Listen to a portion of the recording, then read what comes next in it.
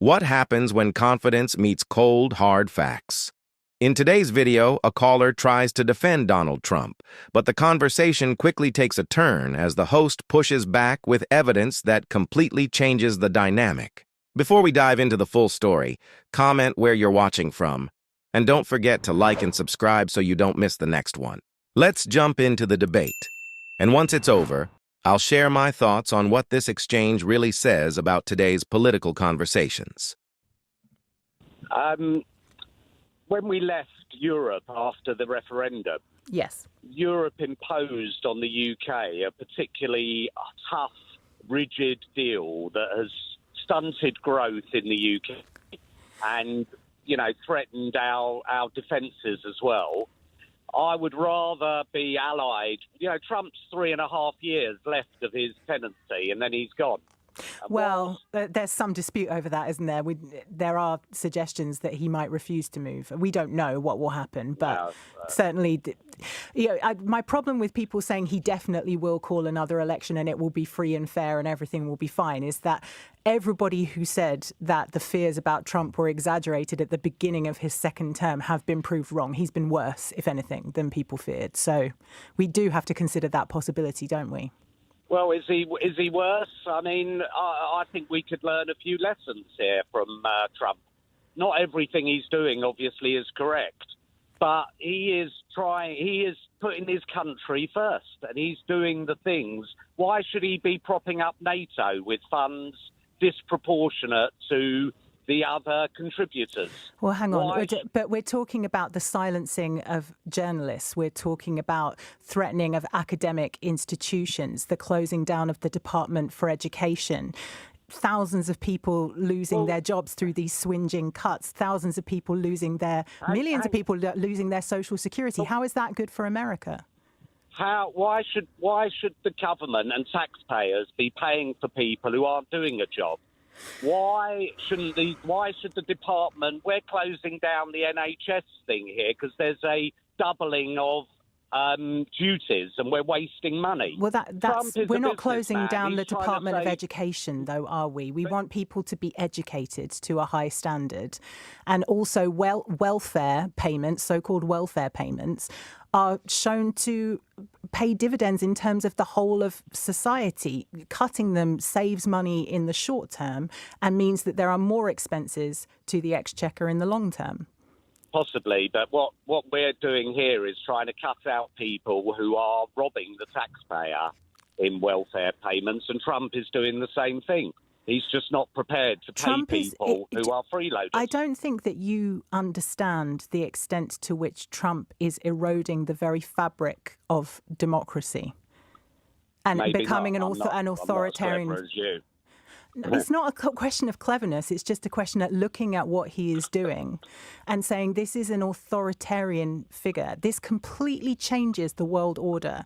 America was supposed to be the leader of the free world, and we were supposed to be allied with them, and Europe was supposed to be allied with them. And that has been the case since the end of World War II. The US administration's behavior has fundamentally messed with the dynamic of that, and we need to do something in response. So what should we do? We ally ourselves with the wannabe dictator? I think I would rather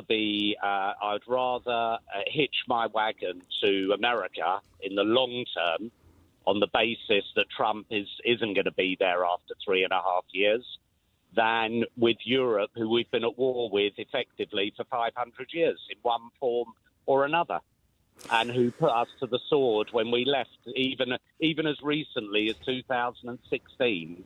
I take issue with your framing of that. They were very clear that there was only one type of Brexit deal that was feasible and that would be disadvantageous to the UK. You can't just allow people to leave a union and to have more benefits or equal benefits than they had before they left it. That defeats the purpose of a union. They were very clear on that from day one. It's our politicians that lied to us and said that it wouldn't affect us in the way that it has. Okay, I accept that. I accept that. Nonetheless, Germany, France, Spain, over 300-400 years, those alliances have shifted tremendously in all different directions. And I would feel more secure in England with America as my security blanket than Europe as my security blanket. And what about even if we were able to obtain some favor from Donald Trump, what about the fact that he famously turns on a sixpence, listens most to the last person who was in his ear, changes his mind at the last minute? What about the instability that brings about?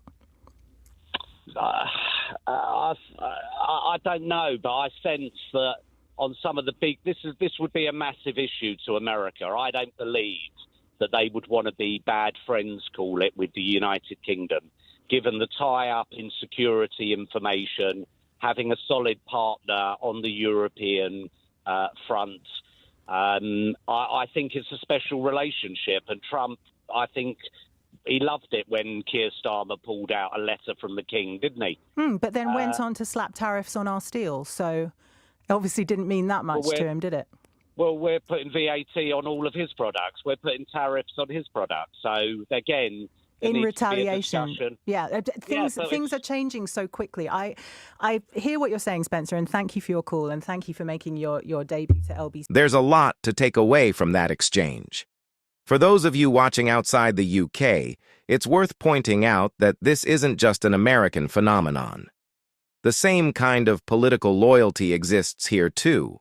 There are people who repeat Donald Trump's talking points with complete confidence, even when those claims don't hold up under basic questioning. What stood out most was how quickly the caller's confidence faded once the facts came into the conversation.